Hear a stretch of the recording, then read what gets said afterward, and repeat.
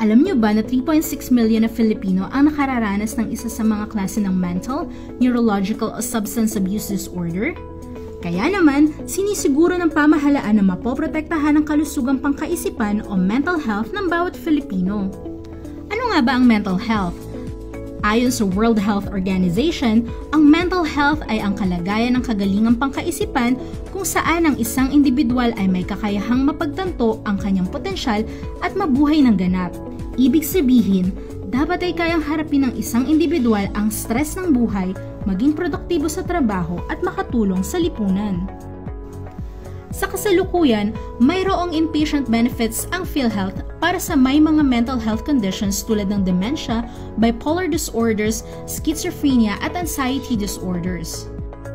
Sa patuloy na pagpapalawak ng mga benepisyo sa ilalim ng UHC, magkakaroon na ang PhilHealth ng Outpatient Benefits Package for Mental Health. Ito ay benepisyong makatutulong para sa mga taong may depresyon, psychosis, mental and behavioral disorder at iba pang mental health conditions batay sa MHGAP. Sa pamamagitan ng benepisyong ito, maiiwasan at maaagapan ang paglala ng health condition ng isang tao na maaring humantong sa mas malala at seryosong kondisyon ng kanilang pag-iisip.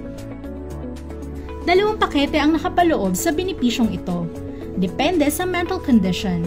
Ang General Mental Health Service Package na nagkakahalaga ng 9,000 pesos kada pasyente bawat taon at Specialty Mental Health Service Package na nagkakahalaga naman ng 16,000 pesos bawat pasyente sa isang taon.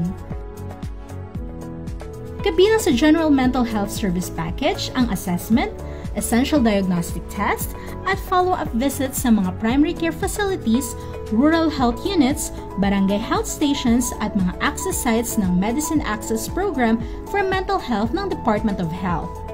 Kabilang naman sa Specialty Mental Health Service Package ang assessment, essential diagnostic test at follow-up consultation sa espesyalista kagaya ng psychiatrist, neurologist o psychologist sa alinmang accredited na level 2 at 3 hospitals at mga licensed custodial care facilities.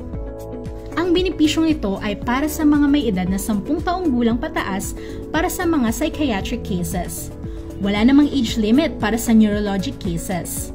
Ang PhilHealth ay patuloy na nakikipag-ugnayan sa Department of Health upang lubos na maisakatuparan ang bagong benepisyo at serbisyong ito sa pamamagitan ng pag-accredit ng mga primary care facilities, rural health units o RHU, barangay health stations, level 2 at 3 hospitals, custodial care facilities, primary care physicians at specialists. Huwag ipagwalang bahala ang mental health. Huwag mag-atubiling magpa-check up sa pinakamalapit na accredited facility. Outpatient Benefits Package for Mental Health, malapit na!